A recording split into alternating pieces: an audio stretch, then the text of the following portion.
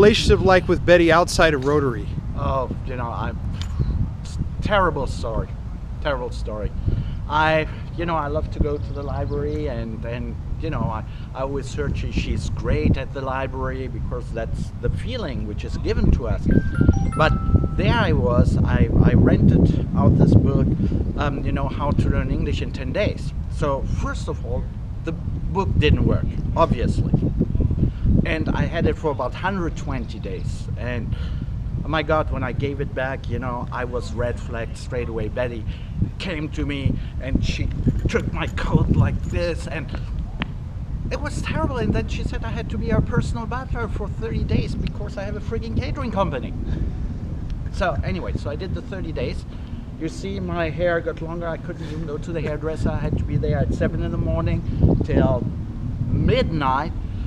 And I even had to scrub her back. But Joe, I checked the book out of the Chula Vista Main Library, and I turned it in 15 minutes late, and it was the Practical Pyromaniac. And Miss Betty sentenced me to a year of playing the piano for the Rotary. I heard you had a run-in with Betty Wasness. Yeah, she wanted me to bring back 50 Shades of Grey, and I said I wasn't going to do that. That's great. So did she interact with you at all? As she got tough with me then. She did. What did she do? She sent her goons out? I don't know yet.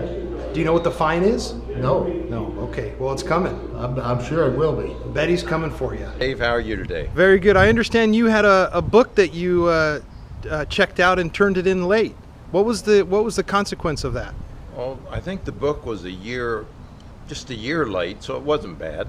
I think I had to do Betty's taxes for her lifetime or next 5 years, something like that. Wow. And how do those taxes look? Have you done them? Well, she probably would plead like Donald. They're not open for public review. Okay, I understand. What book did you check out, just out of curiosity? Oh, The Manly Art of Knitting. Oh, Hey, how you doing? good, David. How's your retirement? Well, you know, the retirement's been good, but, you know, I was sort of a forced retirement. I don't know if you realize this. I did not know that. Yeah. Tell me about it. I've actually had to go into hiding. I'm here today, and I can admit that I'm Steve Meisen. But if you go to Roseville, there's no Steve Meisen in Roseville. Because I had to escape. You know, our president, she did some things that just destroyed my reputation, and the only way I could recover is to basically disappear. Wow. And so it was watching the different shows on how people disappear and they have a new identity and that kind of stuff. I just capitalized on that stuff.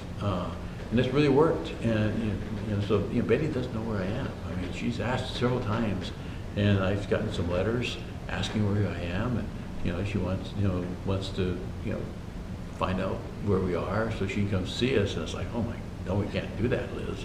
I mean, she seems such a nice lady at the library, but once she's out of that library, she is a different woman. So, what do you think the reason is? Did you have a book that you didn't return? well, I think that's where it started. She alleged that I had a book that I didn't return. I know I returned it. What book was it? What was the title of the book? I think it was, how to build a house or something like that. It was just real, practical one. It wasn't anything exotic or anything. But she just said, you definitely didn't return it, Steve. And from that point on, she became a different woman. I mean, she's passionate about her books. And anyone that doesn't return a book, oh my goodness, she'll hunt you down. And so again, that's what I have to do. So what is your name over there in Roseville? What name do you go by? I use an old buddy's name, Gary Mitchell. And so so I know some stuff about Gary back, when we were kids. So I use that as my basis. So when people ask me where you come from and what happened, that kind of stuff. So I'm Gary. Wow. And so it's been a real learning curve. So all I can say is, make sure you return your books back timely. And I would suggest that you actually take a picture of it, you know, just so that, you know, if there's, you don't want to get on the bad side of Betty, I'm telling you. It is amazing what you have to do. Steve, thanks a lot. I'm sorry you had to go through that. We do miss you and hope the witness protection program works out good for you. So far it has really well. Great. Worked out really, but don't show this to Betty. I won't. Okay. Hi everyone. I'm here at the Chula Vista Public Library where Betty has her office. I'm going to do a little bit more research to try to get to the bottom of why Betty Wasness, our sweet president, punishes people for checking books out and returning them late. Corporal and unusual punishments need to stop. Let's see what I can find out. Hi everyone. I managed to sneak into Betty's office. Apparently this is where all the magic happens. Let's take a look around.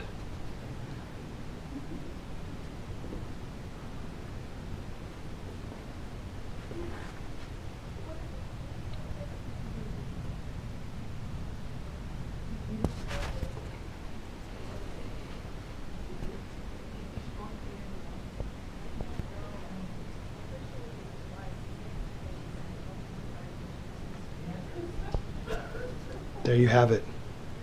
Seems she's a little obsessed with our good old friend Steve Meisen and did what she had to do to ship him off.